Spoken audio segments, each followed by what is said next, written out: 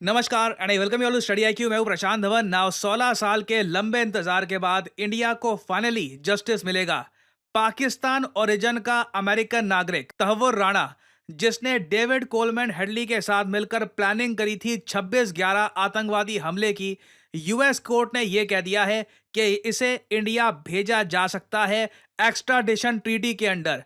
India और US की एक बहुत ही पुरानी ट्रीटी है एक्स्ट्राडिशन की, जहां पे इंडिया यूएस को कह सकता है कि ये आदमी है, इस पर हमें केस चलाना है इन इंडिया, तो वो आदमी इंडिया भेजा जाएगा। तो इस ट्रीटी के अंडर क्या तहव्वुर राणा इंडिया में आएगा या नहीं आएगा, इस बात को लेकर सस्पेंस था कि क्या यूएस कोर्ट अलाउ करेगी कि यूएस इस आदमी को यूएसए से इंडिया भेजे। But in the end Tahawwur Rana India में आने वाला है। ये मैं कहूंगा इंडिया के लिए बहुत बड़ी अकॉम्प्लिशमेंट है। बहुत टाइम लग गया, मगर फाइनली लग रहा है कि धीरे धीरे एक एक करके जिन लोगों ने भारत पर एक बड़ा आतंकवादी हमला किया था, उनको हम प्रॉपर तरीके से भारत में एक इंडियन कोर्ट में सजा दे पाएंगे। और मुझे याद है भारत के गृह मंत्री अमित शाह ने आज से एक साल पहले 2023 में पार्लियामेंट में खड़े होकर यह कहा था कि तहव्वुर राणा 26/11 का एक्यूज्ड ये बहुत ही जल्द इंडियन जुडिशरी को फेस करेगा। और अब देखिए यूएस कोर्ट की जो ये रूलिंग आ चुकी है, अब it is only a matter of time, ये बहुत ही जल्द आपको इंडिया में दिखेगा। नाउ एक बार मैं आपको ले जाना चाहता हूं 26/11 में कि 26/11 में हुआ क्या था और कौन कौन से लोग जिम्मेदार हैं इंडिया पे इस बड़े आतंकवादी हमले के लिए, और अब तक कितने लोगों को हम पकड़ चुके हैं।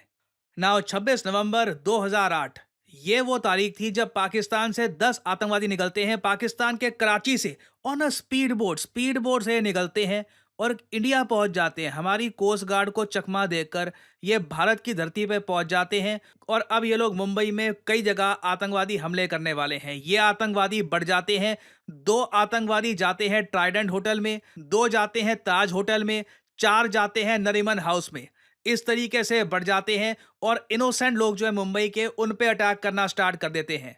सिंस ये अटैक्स शुरू हुए थे 26 तारीख को, महीना था नवंबर, इसलिए हम इन अटैक्स को कहते हैं 26/11 टेररिस्ट अटैक्स। मगर ये अटैक्स सिर्फ एक दिन तक नहीं चले थे, लगातार कई दिनों तक 26, 27, 28, 29 तारीख तक ये अटैक्स चलते रहे। फाइनली इंडिया के एनएसजी कमांडोज ने सभी आतंकवादियों को, ऑलमोस्ट सभी आतंकवादियों को न्यूट्रलाइज कर दिया। एक आतंकवादी को जिंदा पकड़ा, अजमल कसाब, उस पर केस चला, कई सालों तक केस चला। और आप भारत का जस्टिस सिस्टम देखिए, ये आदमी 2008 में अंधाधुंध लोगों को मार डालता है मुंबई में, मगर 4 साल तक ये जिंदा रहता है।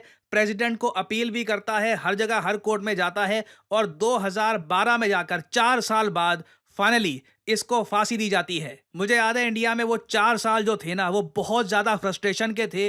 लोग बार बार क्वेश्चन पूछ रहे थे कि हमारी जुडिशरी कैसी है। एक आदमी खुलेआम ओपनली आकर हमारे लोगों को मारता है पाकिस्तान से, और 4 साल लग जाते हैं उसको सजा देने में। नाउ अजमल कसाब को तो हमने मार डाला, मगर जो मास्टरमाइंड थे इस अटैक के, जिन लोगों ने प्लान किया था ये सारा अटैक, वो आज भी जस्टिस से बहुत ज़रा दूर है। देखिए ये अटैक किया था लश्कर ए तैयबा ने। लश्कर ए तैयबा पाकिस्तान बेस्ड आतंकवादी संगठन है, यूएन डेजिग्नेटेड आतंकवादी ग्रुप है, और इस ग्रुप को लीड करता है हाफिज सईद। और हाफिज सईद भी यूएन डेजिग्नेटेड आतंकवादी है। आपने काफी बार सुना होगा, इंडिया ने कई बार हाफिज सईद को पकड़ने की कोशिश करी है। अनफॉर्चुनेटली अभी तक हम सक्सेसफुल हुए नहीं है। जब से 26/11 हमला हुआ है उसके बाद की मैं यहाँ पे बात कर रहा हूँ। नाउ हाफिज सईद तो देखिए लश्कर ए तैयबा का हेड हो गया, मगर इस 26/11 हमले को प्रॉपरली चलाने वाला वो था जकीर रहमान लखवी। लखवी ने देखिए ग्राउंड लेवल पर प्लानिंग करी थी, और लखवी का साथ दिया था 2 लोगों ने, एक डेविड कोलमैन हेडली और दूसरा आदमी था यहाँ पर तहव्वुर राणा।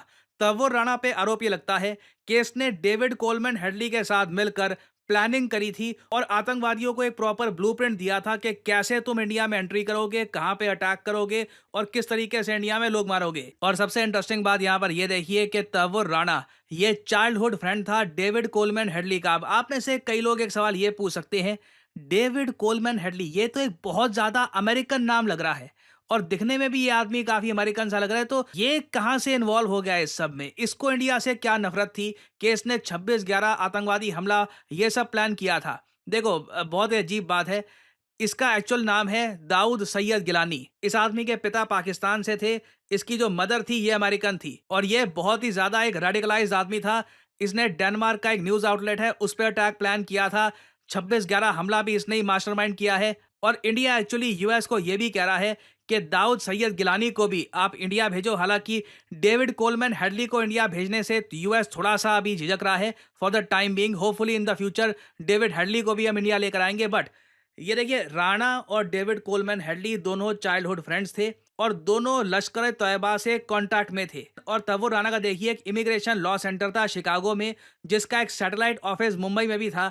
और ये सारे इंफ्रास्ट्रक्चर को ये यूज करता था आतंकवादियों की हेल्प करने में।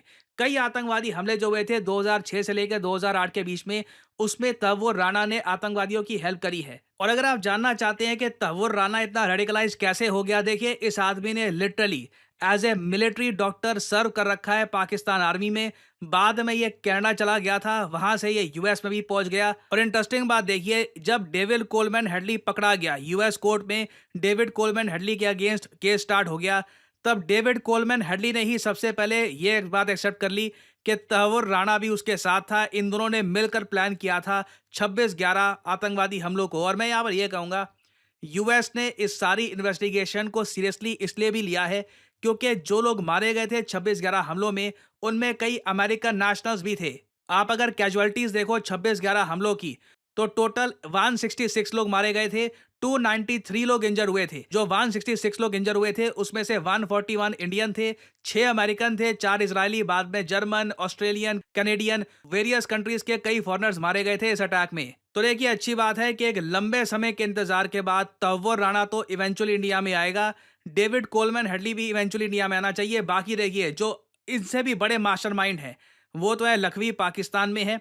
और ऑफ कोर्स हाफिज सईद, उन दोनों को भी एक दिन हमें पकड़ना होगा, तभी आप कह सकते हैं हम प्रॉपर जस्टिस दे पाएंगे 26/11 विक्टिम्स को। तो आने वाले समय में देखिए ये टॉपिक बहुत ही ज्यादा न्यूज में भी रहेगा। कुछ डेवलपमेंट्स आती हैं इससे रिलेटेड। बाय द वे, ये सब किया गया है एक 1997 इंडिया अमेरिका एक्स्ट्राडिशन ट्रीटी के अंडर। अगर ये ट्रीटी ना साइन होती तो ये आज के समय हम ना देख पाते। थैंकफुली ये ट्रीटी साइन हो रखी है and we can extradite this guy to India. तो अभी इससे रिलेटेड कई डेवलपमेंट्स आएंगी, अपडेट्स आती हैं, तो मैं आपके लिए अपडेटेड वीडियो बाद में ले आऊँगा।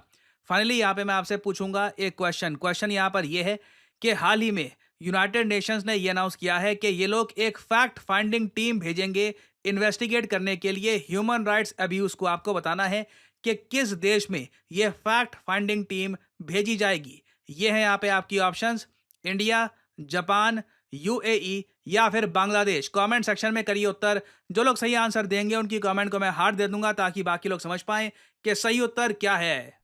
और फाइनली आप लोगों के लिए इंपॉर्टेंट जानकारी, स्टडी आईक्यू पहली बार स्टूडेंट्स के लिए लेके आया है Study IQ branded student preparation box. जी हाँ, आप अगर स्टडी आईक्यू का कोर्स परचेज करते हैं तो ये बॉक्स आपको मिलेगा फ्री ऑफ कॉस्ट। और इस बॉक्स में देखिए बहुत सारी इंपॉर्टेंट आइटम्स हमने ऐड की है।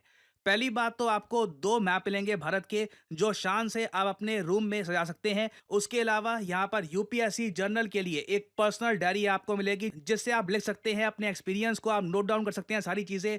और आपको आंसर राइटिंग नोटबुक, एक अलग से नोटबुक आपके आइडियाज, आपके नोट्स के लिए ये भी मिलती है। और आपको यूपीएससी सिलेबस फिजिकल फॉर्म में देगा स्टडी आईक्यू, जिससे आप प्रॉपरली प्लान कर पाओगे कि कब आपको एग्जाम देना है, कौन कौन सी इंपॉर्टेंट डेट्स है, एग्जाम कब कब है, ताकि आपके माइंड में एक प्रॉपर पिक्चर बन पाए कि what is your goal and how you will reach it. And obviously इस बॉक्स में आपको स्टडी आईक्यू ब्रांडेड बुक्स तो मिलती है, जैसे कि Indian polity, history, Indian art and culture, ये सब कवर किया जाएगा इन बुक्स में। और ये बहुत ही special branded Study IQ box आपको मिलेगा फ्री ऑफ कॉस्ट। नहीं तो वैसे आप इसको स्टडी आईक्यू की वेबसाइट पे परचेज करने जाओगे तो 6-7 हज़ार के आसपास का पड़ता है ये box. You will get it free of cost. आपको करना क्या है, यहाँ पे कमेंट सेक्शन में जाइए वीडियो की, यहाँ पे आपको दिख जाएगा ये लिंक, इस लिंक पर करिए क्लिक और यहाँ पे आप परचेज कर सकते हैं स्टडी आईक्यू का प्रतिज्ञा बैच। प्रतिज्ञा 2.0 बैच की जो पहली क्लास है ये 19 अगस्त, डेट याद रखिएगा, 19 अगस्त से पहली क्लास स्टार्ट हो जाएगी। तो मतलब कि history, polity, art and culture, various और जो टॉपिक्स हैं सबकी चैप्टर 1 से क्लास शुरू हो जाएगी। तो 19 अगस्त से पहले आप अगर ये कोर्स परचेज करते हैं you will benefit the most. और परचेज करने का प्रोसेस बहुत ही सिंपल है। ये जो प्राइस यहाँ पर लिखा है, नेवर पे दिस प्राइस, सिंपली क्लिक करिए बाय नाउ पर और यहाँ पे आपको कोड डालना है PD10। The prices will start falling. 1000 रुपए से भी कम पे करना होगा आपको महीने का। और आप घर बैठ के यूपीएससी एग्जामिनेशन की प्रिपरेशन कर सकते हैं विद स्टडी आईक्यूज ब्रांडेड बॉक्स, जिसमें आपको बुक्स, मैप सब कुछ मिलता है फ्रॉम स्टडी आईक्यू। और याद रखिएगा, ये ब्रांडेड बॉक्स हमेशा के लिए स्टॉक में नहीं रहेगा, हमारे पास लिमिटेड स्टॉक है, तो जल्द ऑर्डर करिए ताकि आपको अपने ऑर्डर के साथ ये स्टडी आईक्यू बॉक्स भी फ्री ऑफ कॉस्ट मिल पाए। Use the code PD10 and save money. और इसी नोट के साथ ये है वीडियो का अंत। Thank you for listening and as I always say, may the gods watch over you.